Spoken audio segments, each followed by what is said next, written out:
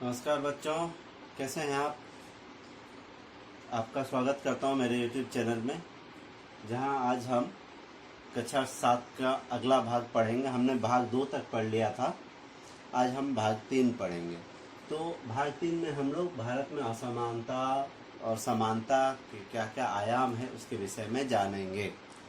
तो चलिए शुरुआत करते हैं। और एक और चीज़ बता दूं, अगर आपको ये वीडियो मेरा पसंद आता है तो लाइक और शेयर करना ना भूलें। शेयर करेंगे तो ज़्यादा से ज़्यादा आपके जो दोस्त लोग हैं वो उन लोगों को भी पढ़ने का मौका मिलेगा, क्योंकि मैं इस जो मेरे YouTube चैनल में मैं क्लास वाइज पढ़ाता हूँ और टॉपिक वाइज बताता हूँ, ताकि आपका कोर्स भी कंप्लीट हो। तो ये आप भी कोर्स कंप्लीट में यूज करें और अपने दोस्तों की भी मदद करें। तो चलिए शुरुआत करते हैं, ठीक है। तो आज हम पढ़ने वाले हैं भारत में लोकतंत्र में असमानता। हमने पहले लोकतंत्र की विशेषताओं को देखा था। आज हम भारत में जो लोकतंत्र में हम देखा चुनाव कैसे होता है, वो फिर उसके बाद अपने प्रतिनिधि कैसे चुनते हैं, वो सब देखा। लोकतंत्र में समानताएं होती है तो वो सब हमने देखा। आज हम देख रहे हैं लोकतंत्र में असमानता जो है अभी भी मौजूद है। तो अभी भी मौजूद है, कैसे कहाँ मौजूद है वो देखते हैं। समानता तो अब हमने देखा ही था, लेकिन असमानता देखते हैं कहाँ कहाँ आपको दिख जाता है। तो आप देखेंगे कि आप घूमते ही होंगे, ट्रेन में घूमते हुए देखा होगा आपने, फिर बसों में घूमते हुए देखा होगा कि आपको सड़क किनारे कुछ बच्चे या फिर कुछ ऐसे लोग मिल जाते हैं जो सड़क किनारे प्लास्टिक चुनते हुए मिलते हैं। हम लोग उसको घृणा की दृष्टि से देखते हैं, उनसे हम लोग सामना करना नहीं चाहते, उनको हम लोग अपवित्र मानते हैं, उनसे दूर रहना चाहते हैं। वो गंदे लोग हम लोग का सोच हो जाता है। फिर कुछ ट्रेनों में मिल जाएंगे आपको झाड़ू लगाते हुए बच्चे मिल जाएंगे, उसको हम लोग धुतकारते रहते हैं, उनको हम लोग पसंद नहीं करते हैं, हमेशा उसको तिरस्कार की दृष्टि से देखते हैं। हम लोग उनसे असमान व्यवहार करते हैं। आपको फिर दिख जाएगा जाति व्यवस्था में जो ऊंचे जाति के लोग हैं नीचे जाति वाले लोगों से भेदभाव करते हैं। ये ज़्यादातर आपको गांव में दिखेगा, जो जहां ऊंचे जाति के लोग निम्न जाति के लोगों से दूरी बनाए रखते हैं या उनसे उनके साथ खाना पसंद नहीं करते हैं। वो घर में आ जाएंगे तो उनके साथ अलग व्यवहार किया जाता है। तो ये सब व्यवहार आपने देखा होगा या आपने सुना होगा, ये ज़्यादातर गाँव में होता है, अभी भी होता है। और लेकिन शहरों में ये नहीं होता है, लेकिन फिर भी शहरों में भी कुछ हद तक तो आपको ये दिखेगा ही दिखेगा। कहाँ दिखेगा? तो आपने देखा होगा कि न्यूज़पेपर में जो विज्ञापन आता है, वैवाहिक विज्ञापन आपने देखा होगा। जैसे कि एक मैट्रिमोनियल का एक पेपर में एक पार्ट ही होता है, मैट्रिमोनियल, विवाहिक। वहाँ पर वर चाहिए, वधू चाहिए, ये लिखा हुआ रहता है। आपके पुस्तक में भी एक इमेज दिया गया, मैं बता देना चाहूँ। यहाँ पर एक आप इमेज देखिए, आपको पुस्तक में दिखा हुआ है। देखिए, तौलिक 28, 5 foot 7 inch, PhD, MEd, NET, JET, सरकारी शिक्षक हेतु 100 जातीय कन्या चाहिए। 100 जातीय क्यों दिया? क्योंकि ये अपने जाति के चाहिए। यहाँ पे क्या दे रहा है? 23 ईयर की है, 5 फुट 3 इंच, स्लिम, गोरी, स्नातकोत्तर, कंप्यूटर साइंस, ब्राह्मण कन्या हेतु स्वजातीय वर चाहिए। यहाँ भी लड़का चाहिए जो स्वजातीय चाहिए। मतलब जैसे ये ब्राह्मण है तो ब्राह्मण परिवार का ही वर चाहिए। तो ये क्या साबित करता है कि अभी भी जातीय व्यवस्था व्याप्त। आपने देखा भी होगा भाई, कहीं कहीं जगह जो अंतर जातीय विवाह हो जाता है तो लोग उनका विरोध करने लग जाते हैं। तो ये सब क्या बताता है कि अभी भी जातीय व्यवस्था में असमानता अभी भी है। तो चलिए, हमने ये देखा। अब हम इसी विषय में भीमराव अंबेडकर जी ने कहा था, जब वो संविधान बना था उसी समय उन्होंने कहा था कि अपने आत्मसम्मान को दांव पर लगाकर जीवित रहना अशोभनीय है।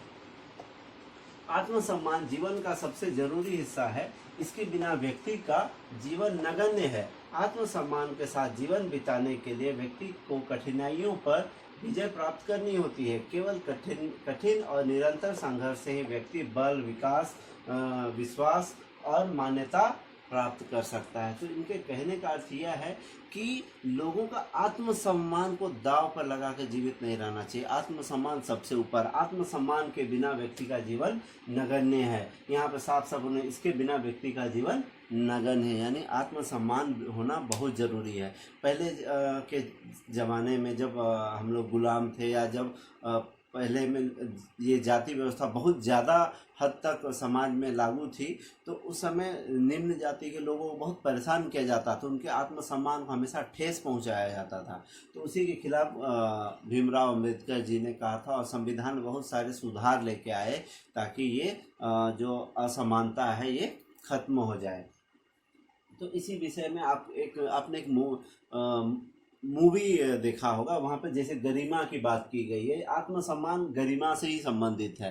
तो गरिमा क्या है? मानवीय गरिमा का मूल्य। तो आपने एक मूवी देखा होगा, दीवार फिल्म का मूवी, जिसमें अमिताभ बच्चन थे। उसी का एक आपका यहाँ पे एक सीन दिया गया है पुस्तक में, देखिएगा। यहाँ पे एक बच्चा है, ये बच्चा ही बड़ा होकर अमिताभ बच्चन बनता है। और ये बच्चा का देखेंगे, ये जूता पॉलिश कर रहा है, जूता पॉलिश कर, ये आदमी जूता पॉलिश करवा रहा है, और ये इस बच्चे को पैसा फेंक के देता है, और ये बच्चा उसको पैसा उठाने से इनकार कर देता है और कहता है कि ये पैसा उठा कर मुझे हाथ में दो, मैं फेंके हुए पैसे नहीं लेता।